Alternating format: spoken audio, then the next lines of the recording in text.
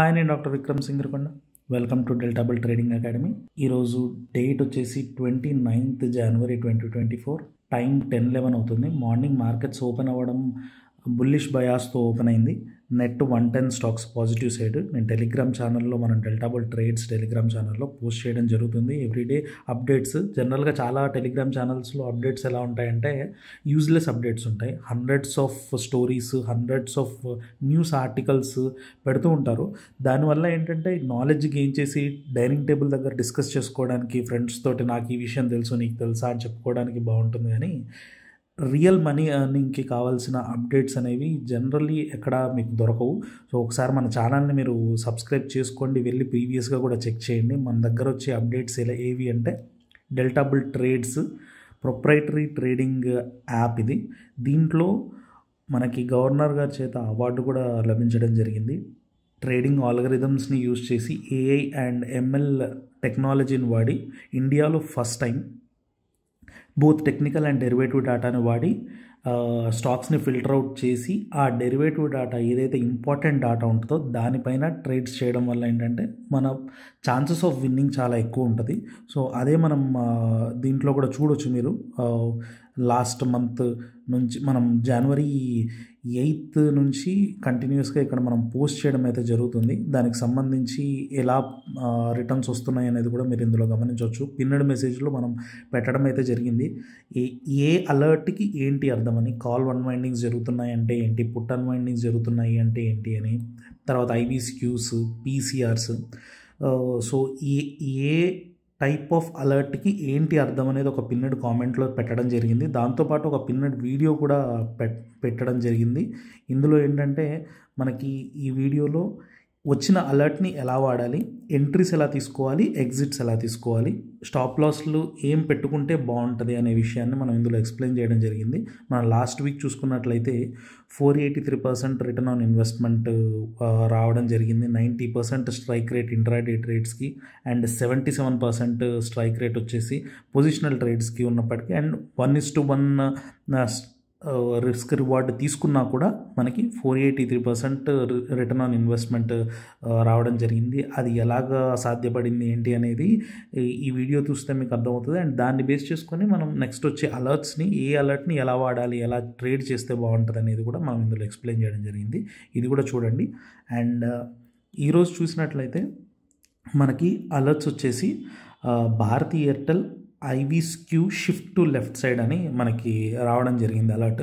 అయితే ఇది ఎక్కడ చూడాలి ఏంటి అనేది మీకు అనుమానం రావచ్చు. ఇది ఏంటంటే డెల్టా బుల్ ట్రేడ్స్ యాప్ అనేది మనకి రిలీజ్ అయ్యి అవార్డు రావడం అదంతా జరిగింది. కానీ రీటైల్ ట్రేడర్స్కి అందుబాటులోకి తీసుకురావాలి అంటే కాస్టింగ్ చాలా ఎక్కువైపోవడం వల్ల ఎఫోర్డబిలిటీ ఉండదు అనే ఉద్దేశంతో ఓన్లీ ప్రొప్రైటరీ ట్రేడర్స్ అండ్ పెద్ద పెద్ద ఇన్స్టిట్యూషనల్ ట్రేడర్స్కి మాత్రమే ఇది అందుబాటులో ఉండడం జరిగింది. నెక్స్ట్ 2 to 3 monthsలో ఇది రీటైల్ ట్రేడర్స్కి అందుబాటులోకి రీజనబుల్ కాస్ట్లోకి తీసుకురావడానికి మేము ప్రయత్నం చేస్తున్నాం. అంతలోపు ఈ 3 months ఏదైతే ఉందో ఈ 3 monthsలో మీరు ఈ అలర్ట్స్ నుంచి వచ్చే స్టాక్స్ మీద పేపర్ ట్రేడ్ చేయడము అండ్ దీన్ని అర్థం చేసుకోవడానికి ట్రై చేసి ఇది ఎలా యూజ్ అవుతుంది ఏంటి అనేది ఎక్స్పీరియన్స్ అవ్వడానికి మీకు ఈజీగా ఉంటుంది. కాబట్టి టెలిగ్రామ్ ఛానల్లో ఇప్పుడు ఫ్రీగా వస్తున్నాయి అలర్ట్స్ అన్ని. సో ఈ ఫ్రీగా ఉన్నదాన్ని మీరు యూజ్ చేసుకున్నట్లయితే మనం ఎప్పుడైతే రీటైల్ ట్రేడర్స్కి అందుబాటులోకి తీసుకురాగలుగుతామో 2 to 3 monthsలో అప్పుడు పర్చేస్ చేసుకోవడానికి అండ్ ఎలా యూజ్ చేయాలి, దాని క్రెడిబిలిటీ ఏంటి అనేది మీకు అర్థమవుతుంది. సో ఇప్పుడు భారతీ ఎయిర్టెల్ ఐవీస్క్యూ అనేది లెఫ్ట్ సైడ్ షిఫ్ట్ అయింది అని మనకు అలర్ట్ వచ్చింది. దీని అర్థం ఏంటి, మనం ఇందాక పిన్నెడ్ కామెంట్లో ఏం చెప్పుకున్నాం, ఐవీస్క్యూ షిఫ్ట్ లెఫ్ట్ అంటే బేరిష్ వ్యూ అని చెప్పుకున్నాం కదా. సో ఇది ఎలా ఉంటుంది అంటే నేను మీకు ఒక ఎగ్జాంపుల్ చూపిస్తాను. సో ఇది భారతీ ఎయిర్టెల్ ఐవీ. ఇది మీరు చూసినట్లయితే ఇప్పుడు దీన్ని మీరు డైరెక్ట్ ఇలా చూస్తే మీకు అర్థం కాదు. అంటే చాలామందికి నేను అనేది 95% ఆఫ్ పీపుల్కి డెరివేటివ్ డేటాని చదవడం వచ్చినా కూడా దాన్ని ఎలా ఇంటర్ప్రిట్ చేయాలి, ఏది ఇంపార్టెంట్ కాదు అనేది గ్రహించడం చాలా కష్టం. ఇప్పుడు ఇదే అలర్ట్స్ రూపంలో ఇది ఐవిస్క్యూ షిఫ్ట్ అయిందనే విషయాన్ని మనం మాన్యువల్గా చూడడం అనేది చాలా కష్టంగా ఉంటుంది. సో దాన్ని మనకి అలర్ట్ రూపంలో వస్తుంది అనమాట. ఇక్కడ ఏం చేస్తున్నారంటే యాక్చువల్గా అండర్లయింగ్లో ఏం జరుగుతుంది అంటే ఓటీఎం పుట్ ఆప్షన్స్ యొక్క ప్రీమియమ్స్ని అండ్ ఓటీఎం కాల్ ఆప్షన్స్ యొక్క ప్రీమియమ్స్ని గ్రాఫ్లో ప్లాట్ చేయడం జరిగింది స్ట్రైక్స్లో. సో దీంట్లో ఏం జరుగుతుంది అంటే ఒక విషయం మనం గమనించాల్సింది, ఆప్షన్స్ ప్రీమియంలో ప్రైజింగ్ అనేది ఐవి బేస్ చేసుకొని ఉంటుంది. సో ఐవి అంటే ఏంటి, మార్కెట్ ఎక్స్పెక్టేషన్. అంటే చాలా సింపుల్గా చెప్పాలి అర్థమయ్యేలాగా అంటే ఐవి అంటే మార్కెట్ యొక్క ఎక్స్పెక్టేషన్. నెక్స్ట్ ఫ్యూ డేస్లో మార్కెట్ పైకి ఒక 2%, కిందికి ఒక 2% పెరగడానికి అవకాశం ఉందనుకోండి. అంటే ఈ రెండిట్లో ఎటైనా వెళ్ళొచ్చు అని మార్కెట్ డైరెక్షన్ని ప్రెడిక్ట్ చేయదు, కానీ మూమెంటం ఎంత దూరం వెళ్ళడానికి అవకాశం ఉంది అనేది చెప్పాలి అంటే ఐవి చెప్తుంది. సో అది మార్కెట్ యొక్క expectation. So call side expectation ఉంటుంది, పుట్ సైడ్ కూడా ఎక్స్పెక్టేషన్ ఉంటుంది. సో ఈ రెండు ఎక్స్పెక్టేషన్స్ ఎక్కడ తెలుస్తుంది అంటే ఆ ఐవి అనే ఎక్స్పెక్టేషన్ని ప్రీమియం ద్వారా మనకి బయటికి కనబడుతుంది. అంటే 20 ఈ స్ట్రైక్లో 1220 కాల్ ఆప్షన్ 24.8 దగ్గర రన్ అవుతుంది అంటే ఈ 24.8 దగ్గర మనకి కాల్ ఆప్షన్ రన్ అవుతుంది అంటే దాని అర్థం ఏంటంటే 1220 ఆప్షన్ సెల్ చేసేవాళ్ళు ఉన్నారు కదా, కాల్ ఆప్షన్ సెల్ చేసేవాళ్ళు, వాళ్ళు మినిమం 24 రూపీస్ చేతికి వస్తే కానీ బ్రేక్ ఈవెన్, అంటే మార్కెట్ ఒకవేళ అటువైపు మూవ్ అయినా కూడా నేను సేఫ్ సైడ్లో ఉండను అని భావిస్తున్నారని కదా. సో అంటే ఎవ్రీ స్ట్రైక్ ప్రైస్లో call writers and put writers market ఎటువైపు వెళ్ళడానికి అవకాశం ఉంది, ఒకవేళ వెళ్తే నేను ఒక సైడ్ ట్రేడ్ తీసుకున్నాను, ఆ స్ట్రైక్ దాటినా నేను లాస్లో రాకుండా ఉండాలి అంటే ఎంత ప్రీమియం కలెక్ట్ చేసుకుంటే నేను సేఫ్ సైడ్లో ఉంటాను అని ఎస్టిమేషన్ వేసుకొని ఆ ప్రీమియంని మీకు కోట్ చేస్తారు. సో ఇండైరెక్ట్లీ ఏ ప్రీమియం అయినా మీరు చూస్తున్నారు అంటే ఆ premium is nothing but IV, it's an expectation. ఓటీఎంలో, ఐటీఎంలో మీకు ఇంట్రెన్సిక్ వాల్యూ ఉంటుంది, ఏటీఎంలో కూడా మీకు ఎక్స్పెక్టేషనే ఉంటుంది ఎక్కువ, ఎందుకంటే 50% ఆఫ్ ఛాన్సెస్ కదా ఇన్ ద మనీకి వెళ్ళడానికి. సో అలా చూసుకున్నట్లయితే ఓటీఎంస్లో ఎక్కడ చూసినా every premium is an expectation, అంటే indirectly everything is IV. Time గడుస్తున్న కొద్దీ ఐవీలోంచి తీటా బయటికి వెళ్ళిపోతూ ఉంటుంది టైం అనేది. బట్ అది కాంప్లెక్స్ థింగ్. మీకు ఈజీగా అర్థం అవ్వాలి అంటే మీరు గుర్తుపెట్టుకోవాల్సింది ఏంటంటే ఎనీ ఓటీఎం కాల్ కానీ పుట్ కానీ దాని యొక్క ప్రీమియం ఐవి అనుకోవాలి మనం. సో ఇది మార్కెట్ యొక్క ఎక్స్పెక్టేషన్. ఈ మార్కెట్ యొక్క ఎక్స్పెక్టేషన్ని మనం గ్రాఫ్గా వేసుకొని, ఈ గ్రాఫ్గా వేసుకున్నప్పుడు ఎలా వస్తుందంటే ఇప్పుడు మీకు ఇది గజిబిజిగా ఉంది, ఎందుకంటే మార్కెట్ ఎప్పుడు కూడా స్మూత్ అండ్ గ్రాఫ్ లాగా మనకి మ్యాథమెటిక్స్లో రాసినట్టుగా ఉండదు. ఎప్పుడు కూడా మార్కెట్ ఎలా బిహేవ్ చేస్తుంది అంటే అన్ఈవెన్గానే బిహేవ్ చేస్తుంది. లైన్ గీసి స్ట్రైట్ లైన్లో నడవండి అంటే నడిచేలాగా అలా ఉండదు. కాబట్టి ఇప్పుడు ఇది అన్ఈవెన్గా ఉంటుంది. ఒక దగ్గర ఎక్కువ ఎక్స్పెక్టేషన్స్, ఒక దగ్గర తక్కువ ఎక్స్పెక్టేషన్స్, ఇలాగా అన్ఈవెన్గా ఉంటుంది. దీన్ని ఏంటంటే ఫస్ట్ సాఫ్ట్వేర్ బ్యాక్ సైడ్లో స్మూత్ అని అవుట్ చేస్తుంది. ఈ కర్వ్ అంతా ఒక స్మూత్ అని అవుట్ చేస్తుంది బ్యాక్ ఎండ్లో. స్మూత్ అని అవుట్ చేసినప్పుడు ఎలా ఉంటుంది, మీకు ఒక స్మైల్ కనబడుతుంది. అర్థమైందా? ఇప్పుడు ఈ స్మైల్ అనేది లోయెస్ట్ పాయింట్ ఎక్కడ ఉంటుంది అంటే లోయెస్ట్ ఎక్స్పెక్టేషన్ ఎక్కడ ఉంటుంది అంటే ఏటీఎం దగ్గర ఉంటుంది. ఎందుకు అంటే ఏటీఎంకి 50% ఛాన్సెస్ ఇన్ ద మనీకి రావడానికి. సో ఎవరైనా ప్రీమియం కలెక్ట్ చేసుకునే వాళ్ళు హయ్యెస్ట్ ప్రీమియం ఏటీఎం దగ్గరే కలెక్ట్ చేసుకుంటారు. ఓటీఎంలోకి వెళ్తూ ఉంటే డీప్ ఓటీఎంలోకి వెళ్తుంటే తక్కువ ప్రీమియం ఉంటుంది, కానీ హయ్యెస్ట్ ప్రీమియం మీకు ఏటీఎం దగ్గరే ఉంటుంది కదా. అంటే మొత్తం ఆప్షన్ చైన్లో హయ్యెస్ట్ ప్రీమియం ఏటీఎం దగ్గర కలెక్ట్ చేసుకుంటున్నారు కాబట్టి ఏటీఎం దగ్గర కూర్చున్న వాళ్ళు కొంచెం కంఫర్ట్గా కూర్చుంటారు.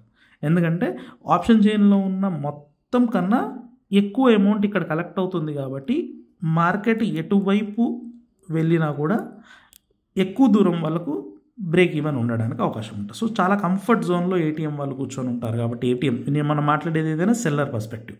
సో ఈ ఏటీఎంలో కూర్చున్న వాళ్ళు చాలా కంఫర్ట్గా కూర్చున్నప్పుడు వాళ్ళు ఎప్పటి వరకు కంఫర్ట్గా ఉండగలుగుతారు? వాళ్ళ ఎక్స్పెక్టేషన్స్ రాంగ్. అంటే ఆల్రెడీ తీసుకోవడమే చాలా ఎక్కువ దూరం వరకు వాళ్ళు కంఫర్ట్ జోన్ తీసుకున్నారు.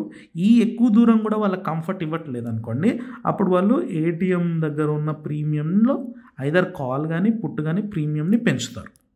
అంటే ఎక్కువ కలెక్షన్ చేయడం స్టార్ట్ చేస్తారు. అప్పుడు ఏమవుతుంది, ఏటీఎం లోయెస్ట్ పాయింట్ ఉన్నది ఐదర్ ఇటు కానీ షిఫ్ట్ అవ్వడానికి అవకాశం ఉంటుంది. సో అలాగా స్మైల్ అనేది ఇలా షిఫ్ట్ అవ్వడం లేదా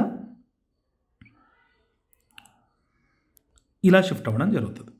సో ఈ రెండిట్లో ఎటు జరిగింది అనే దాన్ని బేస్ చేసుకొని మనం మార్కెట్ ఎక్స్పెక్టేషన్ బేరిష్ వైపు ఉందా బుల్లిష్ వైపు ఉందా అనేది మనం అంచనా వేయడం జరుగుతుంది. ఇప్పుడు మనకు వచ్చిన అలర్ట్ ఐవీస్క్యూ లెఫ్ట్ సైడ్కి షిఫ్ట్ అయింది భారతీ ఎయిర్టెల్లో అని వచ్చింది. సో లెఫ్ట్ సైడ్కి షిఫ్ట్ అయింది అంటే దాని అర్థం ఏంటంటే ఆప్షన్ రైటర్స్, ఏటీఎం దగ్గర కూర్చున్న ఆప్షన్ రైటర్స్ వాళ్ళ ప్రీమియమ్స్ కలెక్షన్లో పుట్ సైడ్ ఎక్కువగా కలెక్ట్ చేసుకుంటున్నారు. ఎందుకంటే వాళ్ళకి కాల్ వైపు మార్కెట్ వెళ్ళడానికి, అంటే పైకి వెళ్ళడానికి ఆస్కారం తక్కువ ఉంది, కిందికి వెళ్తే ఎక్కువ కిందికి వెళ్ళిపోద్దేమో అనే భయం ఎక్కువ ఉంది అని అర్థం. సో కాల్ రైటర్స్ పర్స్పెక్టివ్లో ఎందుకు చూస్తాము అంటే కాల్ రైటర్స్ దగ్గర మనీ ఎక్కువ ఉంటుంది అండ్ వాళ్ళు ఒక లాట్ని రైట్ చేయాలి అంటే కనీసం 1.7 lakhs టేబుల్ మీద పెట్టాలి. అదే మీరు ఒక లాట్ కొనాలనుకోండి 2,000 to 5,000 మీ చేతిలో ఉన్నా కూడా సరిపోతుంది. కాబట్టి కాల్ బయ్యర్స్ ఎప్పుడు కూడా, అంటే కాల్ ఆర్ పుట్ బయ్యర్స్ ఎప్పుడు కూడా ఒక లాటరీ టికెట్ కొనేవాళ్ళు లాంటి వాళ్ళు. కానీ రైటర్స్ చాలా ఎక్కువ మనీ స్టేక్లో పెడతారు కాబట్టి వాళ్ళు డిఫరెంట్ అనాలిటికల్స్ వాడి కొంచెం ఎక్కువ మనీ ఉన్నవాళ్ళు పార్టిసిపేట్ చేసేది కాబట్టి వాళ్ళ పర్స్పెక్టివ్లో చూసినప్పుడు మనకి 70 to 80% ఆఫ్ ద టైం మనం రైట్ సైడ్లో ఉండడానికి అవకాశం ఉంటుంది. సో ఆ పర్స్పెక్టివ్లో చూసినప్పుడు ఐవీస్క్యూ లెఫ్ట్ సైడ్ షిఫ్ట్ అయింది కాబట్టి భారతీ ఎయిర్టెల్లో ఇక్కడ నుంచి ఫాల్ ఉంటుందేమో అని రైటర్స్ భయపడుతున్నారు కాబట్టి మనం ఫాల్ సైడ్ పార్టిసిపేట్ చేయాలి. సో ఇలా పార్టిసిపేట్ చేసినప్పుడు ఖచ్చితంగా 100% మనం రైట్ అవుతామా అంటే 100% రైట్ అవుతే మనం దేవుళ్ళం అవుతాం. ఫస్ట్ థింగ్ 100% ఏ అలర్ట్ కూడా రైట్ ఉండదు. మనం మార్కెట్లో 185 డెరివేటివ్ స్టాక్స్ ఉంటే దాంట్లో ఎవ్రీ సెకండ్ ఏదో ఒక డెరివేటివ్ డాటాలో మార్పు జరుగుతూనే ఉంటుంది. కానీ ఆ మార్పులో ఏదో ఒక మార్పు మాత్రమే ఇంపార్టెంట్ మార్పు అయి ఉంటుంది. అలాంటి మార్పుల్ని మనం డిఫరెంట్ డెరివేటివ్ అండ్ టెక్నికల్ డాటాస్ని బేస్ చేసుకొని ప్రొప్రైటరీ ఆల్గరిథమ్స్ తోటి స్కాన్ చేసి మనకి రిజల్ట్స్ ఈ 185లో ఓన్లీ 3 stocks or 4 stocks మన టేబుల్ మీదకి వచ్చాయనుకోండి, అప్పుడు ఆ 3-4 స్టాక్స్ని ట్రేడ్ చేయడం ఈజీ. ఇది 77% పొజిషనల్ ట్రేడ్స్కి 77% స్ట్రైక్ రేట్ ఉండి వర్కౌట్ అయిన ట్రేడ్స్ ప్రతిదీ 10 to 15% రిటర్న్ ఆన్ ఇన్వెస్ట్మెంట్ ఇవ్వడం జరిగింది. ఇది పాతది, మీరు టెలిగ్రామ్ ఛానల్లోకి వెళ్ళి మీరు చూసుకున్నా కూడా మీకు తెలుస్తుంది. సో ఇంత స్ట్రైక్ రేట్ ఉన్న స్ట్రాటజీస్లో పార్టిసిపేట్ చేసినప్పుడు ఏంటంటే రిస్క్ రివార్డ్ 1:1 ఉన్నప్పటికి కూడా మనం లాంగ్ రన్లో మంచి ప్రాఫిట్స్లో ఉండి మార్కెట్లో సస్టైన్ అవ్వడానికి అవకాశం ఉంటుంది. సో ఎలాంటి ట్రేడ్స్ చేయాలి? ఇప్పుడు బేరిష్ సైడ్ వెళ్ళింది కదా, మరి బేరిష్ అంటున్నారు, ఎలాంటి ట్రేడ్స్ చేయాలంటే ఈజీ అండ్ చాలా తేలిగ్గా గుర్తుపెట్టుకొని చేయగలిగేది ఏదైతే ఉందో బేరిష్ ట్రేడ్స్లో బేర్ పుట్ స్ప్రెడ్,